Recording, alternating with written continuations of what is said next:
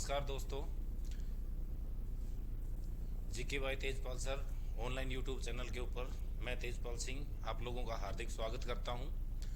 और आप लोगों को डे बाय डे ये बताया जाने लग रहा है कि लेटेस्ट में जो आपके एग्ज़ाम्स हैं, इन एग्ज़ाम्स की प्रिपरेशन को ध्यान में रखते हुए जो सेलेक्टेड टॉपिक्स हैं वो आपको कंटिन्यू करवाए जाने लग रहे हैं। और उन टॉपिक्स को आप अपने साथ में मेंशन करें, लिखें उनको साथ में, ताकि आने वाले भविष्य में उसका आपको फ़ायदा मिले। लेटेस्ट में आपका दो बड़ी भर्तियां, दिल्ली पुलिस और हरियाणा पुलिस, ये इसका हरियाणा सीओडी ग्रुप और चंडीगढ़ पुलिस, ये तीन बड़ी भर्तियां हैं।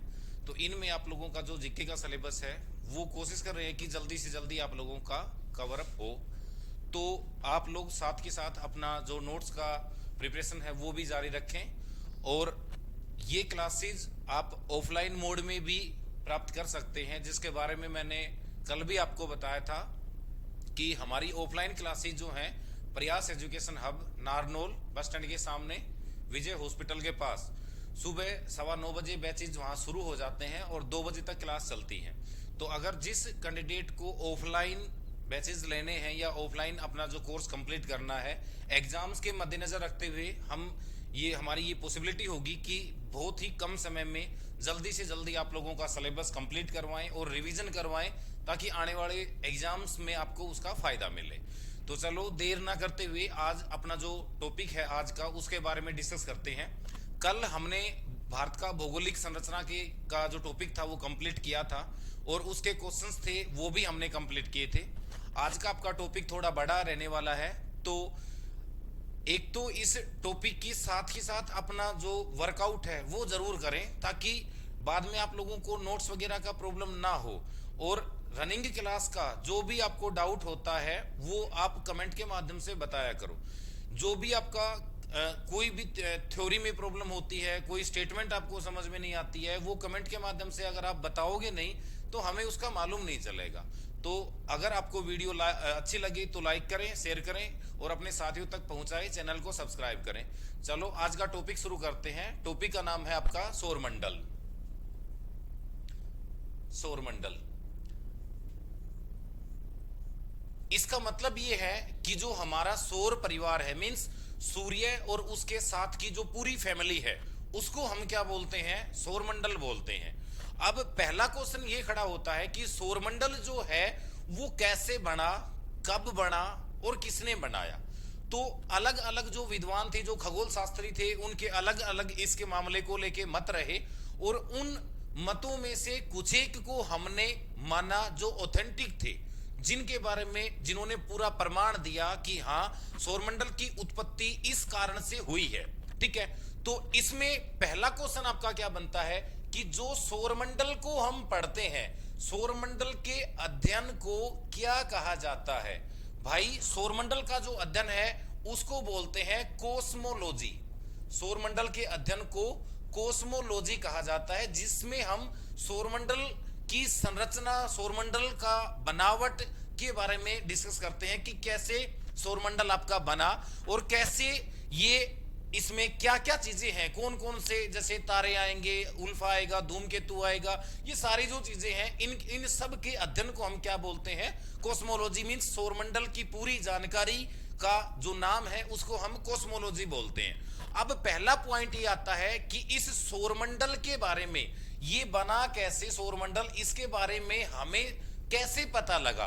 तो इसके लिए एक घटना मानी जाती है जिस घटना का नाम है बिग बैंग। बिग बैंग की घटना। ये जो बिग बैंग की घटना है, ये बिग बैंग की घटना इसका आधार माना जाता है कि जब बिग बैंग की घटना हुई थी, इस बिग बैंग की घटना के बाद में ब्रह्मांड की उत्पत्ति हुई। और जो कॉस्मोलॉजी है इसको हम ब्रह्मांड के अध्ययन को कॉस्मोलॉजी ही बोलते हैं। ठीक है, तो जो बिग बैंग की घटना हुई उसके बाद में सारा जो ब्रह्मांड था वो फैला। उससे पहले ये सारा ब्रह्मांड एक जगह पे सिमटा हुआ था। ये लगभग कब की बात है? 13.7 अरब वर्ष पहले। 13.7 अरब वर्ष पहले जो सारा ब्रह्मांड था ये सिमटा हुआ था। और तब एक घटना हुई, उस घटना में महाविस्फोट हुआ और उस महाविस्फोट के महज 3 मिनट के अंदर अंदर जो ब्रह्मांड में जो चीजें थी वो सारी अलग अलग जगह पे चली गई, मींस एक दूसरे से दूर चली गई। और उस घटना में बहुत ज्यादा ऊर्जा की भी उत्पत्ति हुई। एक खगोल शास्त्री था जिसका नाम था एडविन हबल। एडविन हबल ने 1920 में इसके जो प्रसार था, इसका फैलाव था, उस फैलाव के बारे में अपना सिद्धांत दिया। हालांकि और भी सिद्धांत इसमें काफी कारगर हैं, जैसे कि आपका डोपलर प्रभाव। डोपलर प्रभाव भी इसके लिए ऑथेंटिक माना जाता है कि डे बाय डे जो चीजें हैं वो एक दूसरे से दूर जाने लग रही हैं। जैसे प्रकाश की तरंग दैर्घ्य की बात कर ले हम, प्रकाश की तरंग दैर्घ्य ए बी तारों की जो दूरी है उसकी बात कर ले कि ये डे बाय डे आपस में एक दूसरे से दूर जाने लग रही हैं। तो ये सब कुछ किसके ऊपर आधारित है? ये बिग बैंग की घटना के ऊपर आधारित है।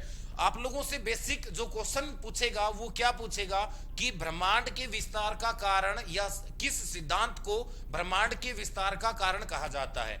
तो ब्रह्मांड के विस्तार का जो कारण है वो बिग बैंग की घटना है। अब बात करते हैं एक खगोल शास्त्री के बारे में जिन्होंने सबसे पहले इसके बारे में बताया था, और उस खगोल शास्त्री का नाम क्या था भाई? कोपरनिक्स।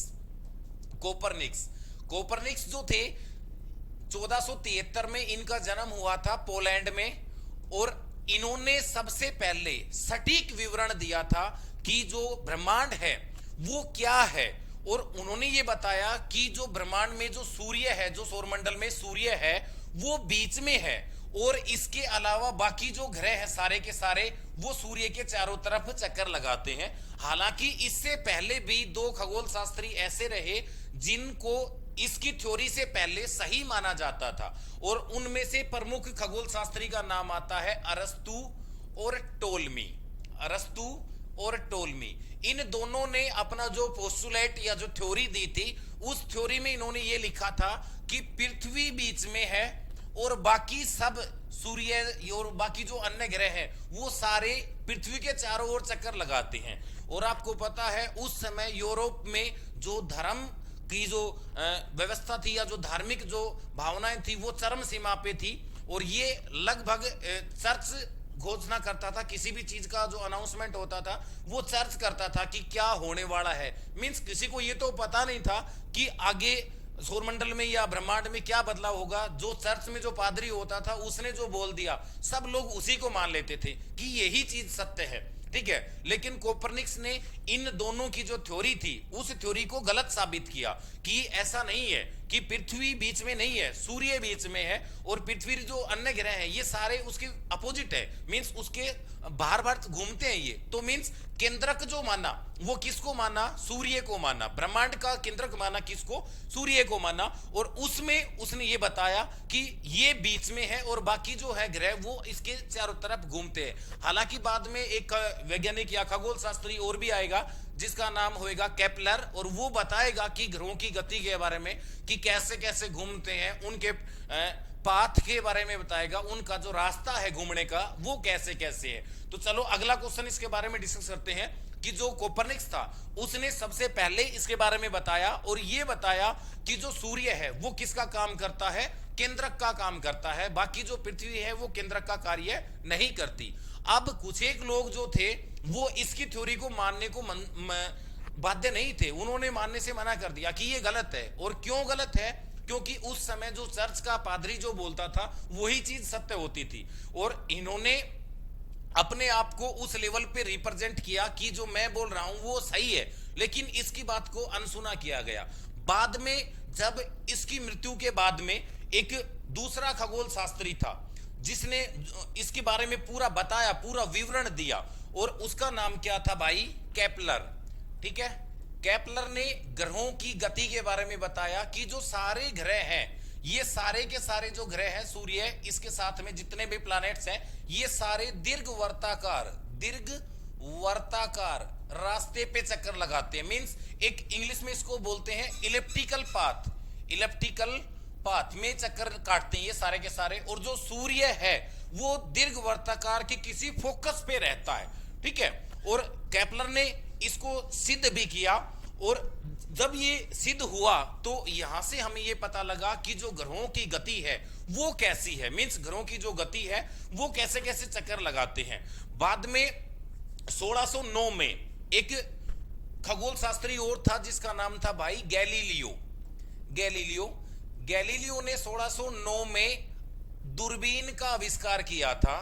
और दूरबीन का जब उसने आविष्कार किया, क्योंकि देखो कोपरनिक्स की बात के कोई ऑथेंटिक प्रूफ उसके पास में था नहीं, क्योंकि उस समय दूरबीन वगैरह होती नहीं थी। तो हम क्या करते थे, किसी खगोलीय पिंड वगैरह, हालांकि वैसे दिखाई नहीं देता, लेकिन केवल नंगी आंखों से देखने से ही उसका प्रमाण देते थे। तो कोपरनिक्स की मृत्यु के बाद में गैलीलियो ने क्या किया, 1609 में, 1502-3 की बात है, 1502-3 में कोपरनिक्स ने इसके बारे में पहले बताया था, लेकिन उसका प्रमाण नहीं रहा।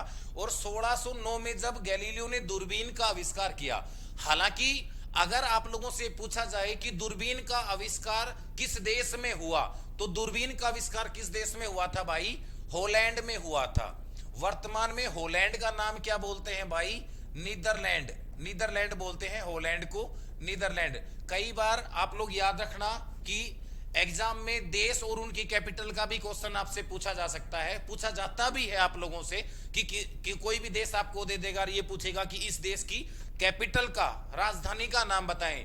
लास्ट टाइम भी ये पूछा गया था, नीदरलैंड की राजधानी का नाम बताएं, एम्स्टर्डम। नीदरलैंड की कैपिटल का नाम एम्स्टर्डम। मींस हॉलैंड में खोज हुई किसकी, दूरबीन की। और जब 1609 में गैलीलियो ने इस चीज को देखा, उसने दूरबीन की सहायता से खगोलीय पिंडों को देखा और उसने प्रूफ किया इस चीज को कि जो बात कोपरनिक्स ने बोली थी वो बात ही सही है, प्रमाणिक प्रमाण वही है जो कोपरनिक्स ने बताया था।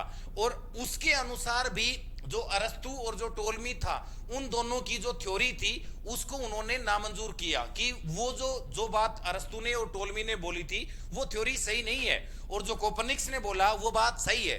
1609 में जब गैलीलियो जो था ये इटली से संबंधित था भाई, इटली का था ये।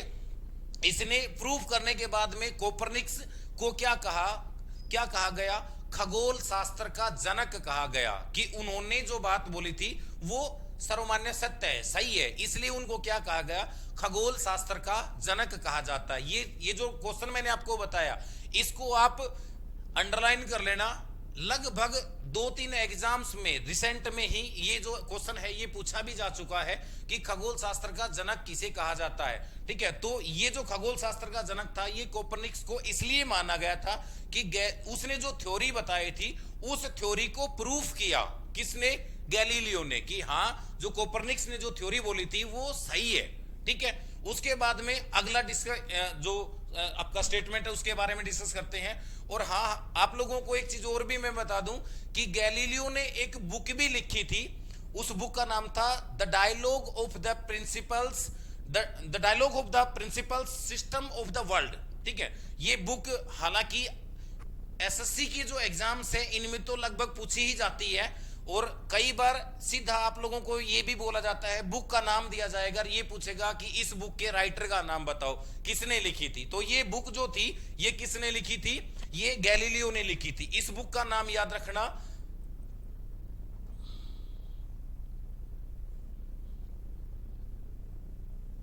द डायलॉग्स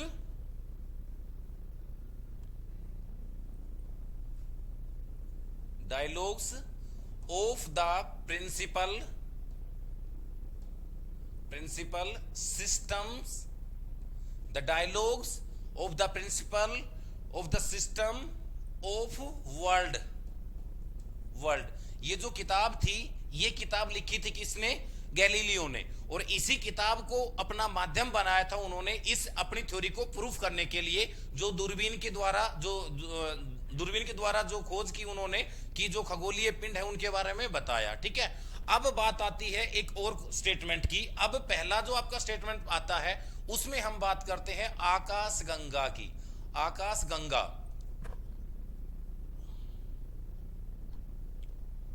जो आकाशगंगा, भाई देखो आकाशगंगा हुआ, तारे हुए, धूमकेतु हुए, उल्का हुए, ये सारे किस चीज के हिस्से हैं भाई, पूरे ब्रह्मांड में ये बहुत सारी चीजें विद्यमान है।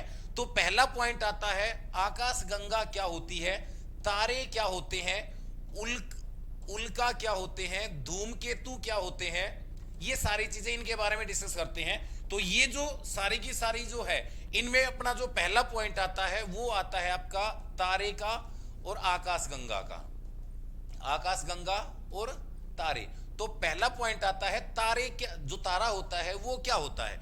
देखो भाई, जो खुद के प्रकाश से जो चीज खुद के प्रकाश से चमकता है, लेकिन कब बनता है, जब हाइड्रोजन का कण किसी धूलकण से टकराता है। हाइड्रोजन का कण किसी धूलकण से जब टकराता है और वो स्वयं के प्रकाश से चमकने लग जाता है, उसको क्या कहा जाता है, तारा कहा जाता है। और आपने पढ़ा कि सूर्य भी क्या है भाई, सूर्य भी एक तारा है, सूर्य भी क्या है, एक तारा है।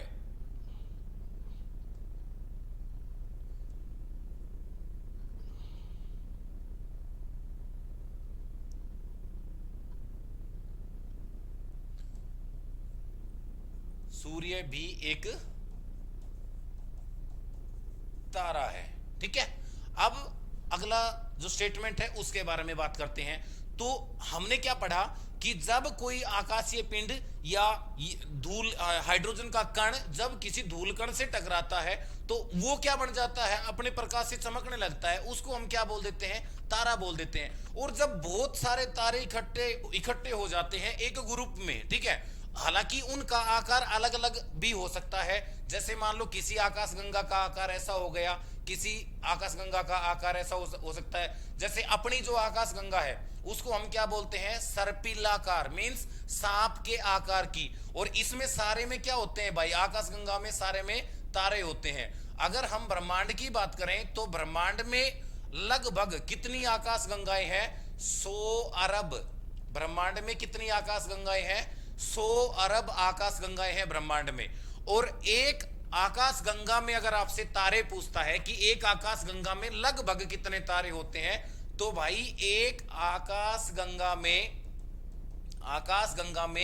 लगभग 100 अरब ही क्या होते हैं भाई, तारे होते हैं। एक आकाशगंगा में लगभग 100 अरब ही क्या होते हैं, तारे होते हैं। अब पहला क्वेश्चन क्या आता है कि जो अपना ब्रह्मांड, जो हम पढ़ रहे लग रहे हैं कि हम ब्रह्मांड के बारे में बात कर रहे हैं बार बार, कि जो ब्रह्मांड है इसका आकार कितना है, कितने आकार का है। तो इसका जो अनुमानित या जो लगभग आकार माना गया है वो 10 की पावर 8 प्रकाश वर्ष माना गया है, 10 की पावर 8 प्रकाश वर्ष। और ये जो प्रकाश वर्ष है ये आपने विज्ञान में पढ़ा होगा कि प्रकाश वर्ष का प्रयोग हम किस में करते हैं, दूरी को मापने के लिए करते हैं, दूरी को मापने के लिए करते हैं। प्रकाश वर्ष किसकी इकाई है, ये क्वेश्चन भी एग्जाम्स में बहुत बार पूछा गया है अब तक कि प्रकाश वर्ष किस चीज को मापने की इकाई का नाम है। तो भाई प्रकाश वर्ष किस चीज को मापने की इकाई है भाई, ये दूरी को मापने की इकाई, जिससे हम दूरी को मानते हैं। और ये अगर प्रकाश वर्ष की बात करें कि एक प्रकाश वर्ष कितने मीटर के बराबर होता है, तो ये एक प्रकाश वर्ष 9.46 गुना 10 की पावर 15 मीटर के बराबर होता है। एक प्रकाश वर्ष कितने मीटर के बराबर हुआ, 9.46 गुना 10 की पावर 15 मीटर के बराबर होता है एक प्रकाश वर्ष। अब बात करते हैं कि पृथ्वी जो है अपने सौरमंडल में, क्योंकि अब हम सौरमंडल में आ गए, पृथ्वी जो है इसकी दो गतियां होती हैं, ठीक है। पृथ्वी की दो गति होती है। नंबर 1 गति होती है, इसको हम बोलते हैं दैनिक गति। और नंबर 2 जो होती है उसको हम क्या बोलते हैं भाई, वार्षिक गति। दैनिक गति और नंबर 2 वार्षिक गति। तो अपना पहला पॉइंट आता है कि दैनिक गति क्या होती है और इसको हम किस नाम से या किस भाषा से, क्या इसके लिए हम कौन सा शब्द प्रयोग करते हैं और ये चीज होती क्या है एक्चुअली। तो देखो भाई, पहले टॉपिक के बारे में डिस्कस करते हैं कि पृथ्वी की दैनिक गति। तो देखो भाई, नाम से पता लग रहा है दैनिक का मतलब क्या हुआ, रोजाना, ठीक है। दैनिक का मतलब रोजाना। तो रोजाना हमारे लिए आप देखते हैं कि दिन रात बनते हैं, पर डे दिन भी होता है और रात भी होती है। तो जो दिन रात होते हैं ये पृथ्वी की कौन सी गति के कारण हुए भाई, दैनिक गति के कारण हुए। और जब पृथ्वी की जो दैनिक गति है इसमें पृथ्वी अपने अक्ष पर 24 घंटे, हालांकि इसका एग्जैक्ट अगर हम वैल्यू देखें तो 23 घंटे 59 मिनट के लमसम आता है, तो राउंड फिगर में हम उसको 24 घंटे मान सकते हैं कि पृथ्वी अपने अक्ष के ऊपर लगभग 24 घंटे में घूम जाती है। और जब ये अपने अक्ष के ऊपर 24 घंटे में घूमती है तो इसको हम क्या बोलते हैं, पृथ्वी की दैनिक गति या परिभ्रमण गति, दैनिक गति या परिभ्रमण गति। और इस परिभ्रमण या दैनिक गति के कारण किसका निर्माण होता है, दिन रात का निर्माण होता है। दिन रात का निर्माण किसके कारण होता है, पृथ्वी की दैनिक गति के कारण। जब पृथ्वी रोजाना अपने अक्ष पे घूमती है 24 घंटे में तो हमारे पास क्या बनता है भाई, दिन रात बनता है। अब बात करते हैं दूसरी गति जिसको हम क्या बोलते हैं, वार्षिक गति।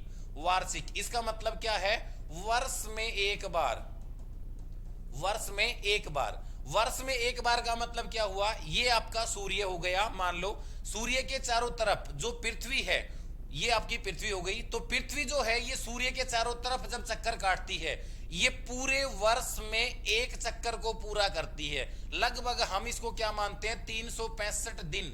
365 दिन में एक अपना चक्कर सूर्य के चारों तरफ पृथ्वी पूरा करेगी। और जब ये पूरा करेगी तो इसको कौन सी गति बोलते हैं, वार्षिक गति, या इसको परिक्रमण गति, परिक्रमण गति।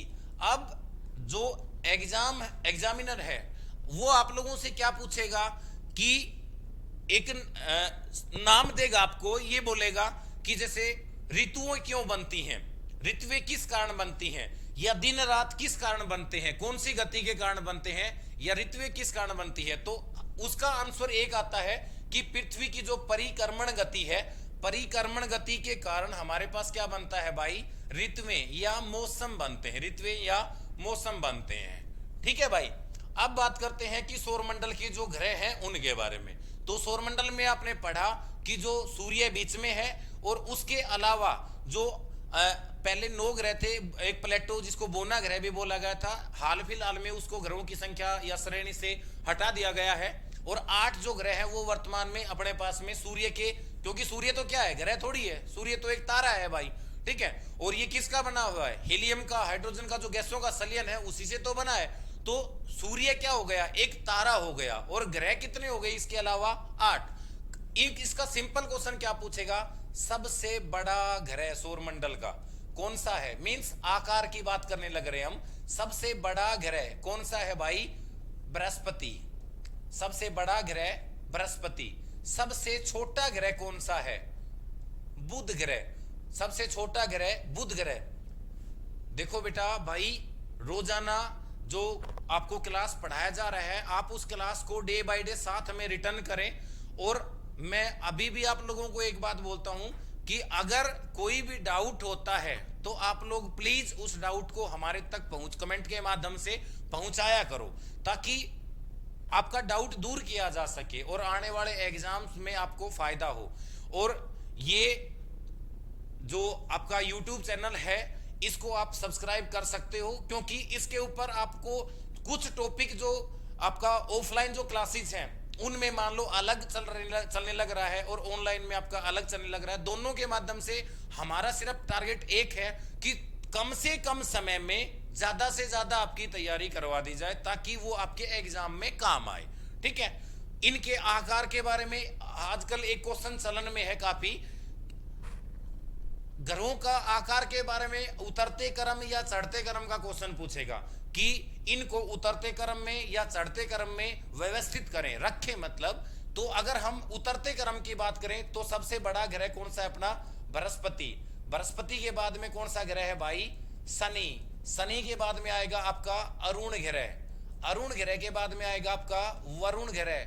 वरुण ग्रह के बाद में आएगा आपका पृथ्वी। पृथ्वी के बाद में आएगा आपका शुक्र। शुक्र के बाद में आएगा आपका मंगल, और मंगल के बाद में आएगा आपका बुध। ठीक है। बुध, शुक्र, पृथ्वी, मंगल, बृहस्पति, शनि, अरुण, वरुण, ये जो ग्रह हैं सारे के सारे ये सौरमंडल के हैं। ये इनका जो उतरता हुआ क्रम है आकार के अनुसार, इसलिए कहा जाता है। अब देखो शुक्र जो ग्रह है इसको क्या बोला जाता है, सौंदर्य का ग्रह। सौंदर्य का ग्रह। और ये लास्ट टाइम दिल्ली पुलिस में ये पूछा भी गया था कौन से ग्रह को सौंदर्य का ग्रह कहा जाता है। तो भाई सौंदर्य का ग्रह कौन सा ग्रह है, शुक्र ग्रह। अगर सौंदर्य की देवी आपसे बोल दे, सौंदर्य की देवी, तो कौन से ग्रह को बोलते हैं भाई, पृथ्वी को। सौंदर्य की देवी पृथ्वी को कहा जाता है।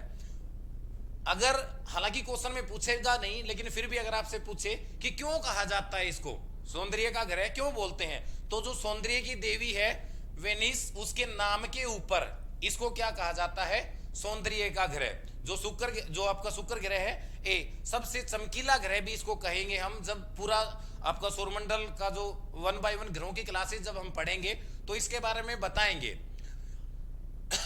इसके बीच में मैं आपको फिर एक बार बताता हूं कि अगर आप लोगों को ऑफलाइन क्लास ज्वाइन करनी है तो आप प्रयास education hub Narnaul bus stand के सामने विजय हॉस्पिटल के पास में आप ज्वाइन कर सकते हो, आके कंसल्ट कर सकते हो। ये क्लासेस मॉर्निंग में सुबह 9:15 बजे शुरू होती हैं और 2 बजे तक चलती हैं, और उसके बाद में जो आपकी ऑनलाइन जो क्लासेस हैं वो 3 बजे शुरू हो जाती हैं और 6 बजे तक वो भी चलेंगी। तो दोनों टाइप से, दोनों मोड से हमारा टारगेट यही है कि ज्यादा से ज्यादा आपका जो पार्ट है वो कंप्लीट करवाया जाए और थोड़े से कम समय में, ताकि आपको उसका ज्यादा से ज्यादा बेनिफिट मिले। ठीक है, तो ये जो हमारा सौर परिवार है उसकी स्थिति के बारे में हमने डिस्कस किया है। अब बात करते हैं कि धूमकेतु, एक नाम सुना होगा आप लोगों ने, धूमकेतु क्या होता है।